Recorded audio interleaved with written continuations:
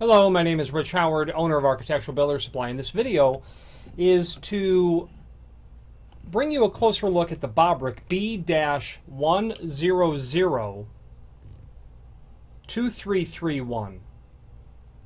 So this is what's called a J Hinge packet.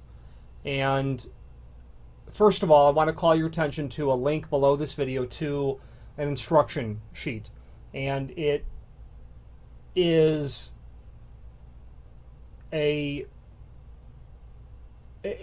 a summary way to become familiar with all of the components required for this series of Bobrick heavy-duty hardware for partitions, the other components involved to get doors swinging, okay, and how they're installed.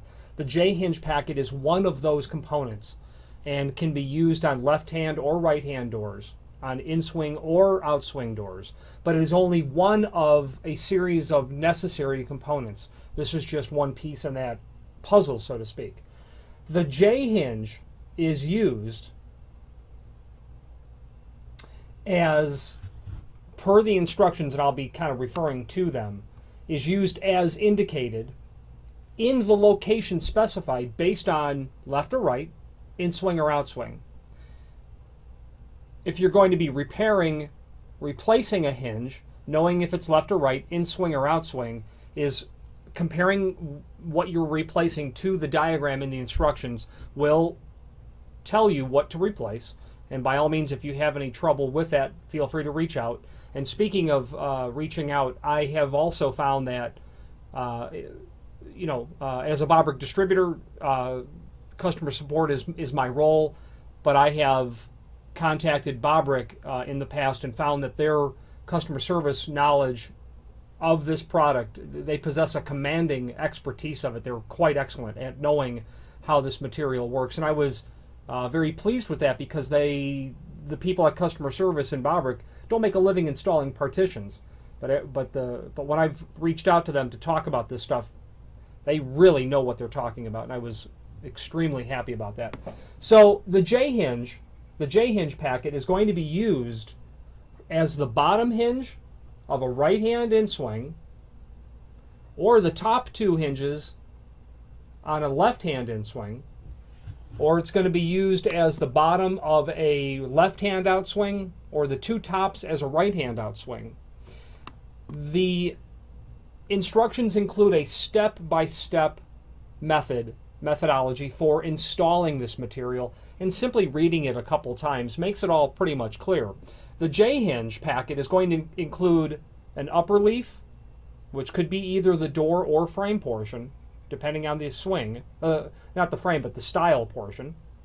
It'll include this long hinge pin, and will include the other half of the hinge, the one that has the teeth, as they call it, which looks like that. Now, if you're using this as the bottom of your application, you'll have to have this long hinge pin that inserts like that. After you have the door hanging on the top hinge or the top two hinges, you would then, with half of the bottom hinge installed, insert the pin into this other leaf, insert it into the top portion. One leaf is loose, and you've got the door hanging on the top hinge or top two hinges. The other leaf of this is attached to the stile, let's say. You then take the door portion of the bottom leaf and bring it in like this, and then secure it. And that's what makes the door, without, vandalism, removing it. The door is hanging on the top hinge or the top two hinges, just hanging on there because it's resting on the cams as indicated above, the hinge cam. You can see that that's cut at a miter, which allows it to self-close, by the way. I don't want to deter or walk away from this conversation too much, but there's a lobe inside of there that's cut the same way so that the door is basically self-centering. So your door is hanging on those top hinge or top two hinges. One leaf is already attached. The other leaf is loose. You mate the two and then screw it. Because in the bottom orientation it's like this, in the top orientation, your hinge would be like this, and that means you can't just pull it off the hinges because the bottom hinge is in the opposite orientation with how the knuckles of the hinge are. Admittedly, in my experience, it took me a few moments to absorb all of this. But after I read the instructions, it was quite obvious how this has to all be installed. The only thing I think that would help to look at a little bit is these hinges have the ability to allow you to adjust the actual degree of it closing. You can leave it slightly ajar, in or out. And that's going to be based on where you place the hinge cam, okay, into the teeth portion of the J-hinge. Okay?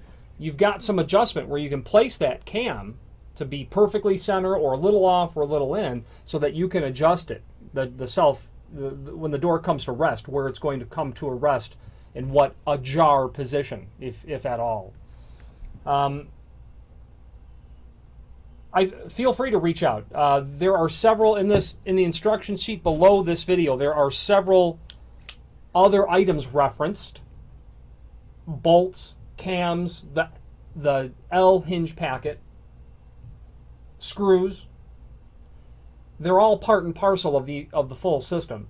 So if you're doing a replacement, take an inventory of everything you need, and it all is in the website. Everything that's referenced here is in the website. If you're doing a brand new system, you need all of it, most likely.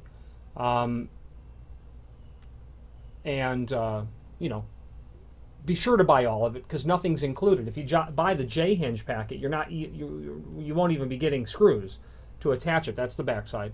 Obviously, stainless steel finish, and it's quite a heavy hinge. It weighs. The hinge alone weighs over half a pound. Well over half a pound. Dimensionally, let's just throw a tape measure on here just for the sake of measuring it. An overall dimension when open, the width 3 inch, the height looks like 3 3/8. Indeed, 3 3/8. The projection of the barrel, it'd be a little bit hard to gauge, but let's get an idea. About 1 inch. Does that make sense? Yeah, maybe 1 1/8 total projection. Okay. So, if you have any questions on the Bobrick 12331 J Hinge Packet or any other Bobrick product, please feel free to reach out to us. Thank you.